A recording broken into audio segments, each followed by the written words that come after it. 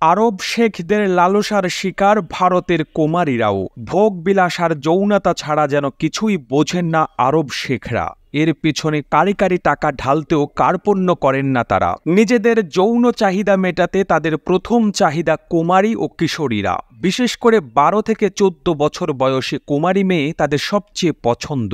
দরিদ্র মুসলিম পরিবারের অভিভাবকরা বিপুল অর্থের লোভে নিজের মেয়েকে কথিত বিয়ে দেন শেখদের যৌন চাহিদা মেটাতে। কিছুদিন পর যৌন চাহিদা মিটে গেলে বিক্রি করে দেন কথিত সেই স্ত্রীকে।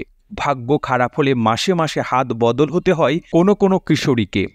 আরব শেখদের বউবাজারে পরিণত হয়েছে ভারতের হায়দ্রাবাদ শহর। তারা কুমারী মেয়েদের খোঁজে ছুটে আসেন এই শহরে। শেখরা মূলত দেখতে সুন্দর ও আকর্ষণীয় শারীরিক গড়নের কারণেই হায়দ্রাবাদের মেয়েদের পছন্দ করেন। মূলত আরব শেখরা হায়দ্রাবাদের মেয়েদের বিয়ে করতে আসেন, আর পরিবারের অভাব অনটনের কারণেই আরব শেখদের হাতে মেয়েকে তুলে দিচ্ছেন মা বাবারাও। কিন্তু সেই বিয়ে মাসের বেশি টেকে না, কারণ যৌন চাহিদা মিটে গেলেই অনীহা চলে আসে কথিত স্ত্রীর প্রতি। খোঁজ করেন আকর্ষণীয় ফিগারের আরেকজন কুমারীকে। বিপুল অর্থ ঢেলে পেয়েও যান কাঙ্ক্ষিত শয্যাসঙ্গী। এই তালিকায় তরুণ শেখদের চেয়ে বয়স্করাই বেশি।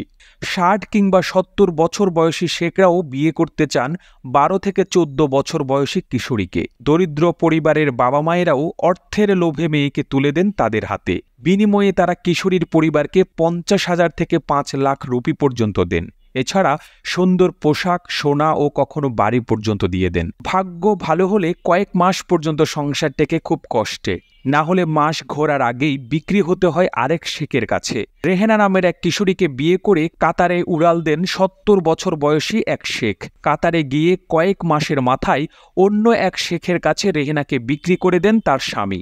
এরপর 4 বছরে আরও 14 শেখের কাছে তাকে বিক্রি করা হয়। পুলিশ জানায়, হায়দ্রাবাদে কিশোরী মেয়ের খোঁজে বিশেষ করে সংযুক্ত আরব আমিরাত, সৌদি আরব, জর্ডান, কুয়েত, ওমান, সুদান ও সোমালিয়ার শেখরাই আসেন। মূলত পর্যটন ভিসা ও কিছু ক্ষেত্রে চিকিৎসা ভিসা নিয়ে হায়দ্রাবাদে যাওয়ার পর শুরু হয় কিশোরীদের সন্ধান। প্রতিবেদনটি ভালো লেগে থাকলে আপনার ফেসবুকের টাইমলাইনে এখনই শেয়ার করুন। একই সঙ্গে বিশ্ব বাংলার ফেসবুক পেজটিকে ফলো করুন ও বিশ্ব বাংলার ইউটিউব চ্যানেলটিকে সাবস্ক্রাইব করুন। একই সাথে বাংলাদেশের কোন জেলা থেকে এই ভিডিওটি দেখছেন আমাদের কমেন্ট করে জানান। আমরা পরবর্তী ভিডিওতে আপনাকে ধন্যবাদ জানাতে ভুলব না। আর এতক্ষণ বিশ্ব বাংলার সাথে থাকার জন্য অসংখ্য ধন্যবাদ।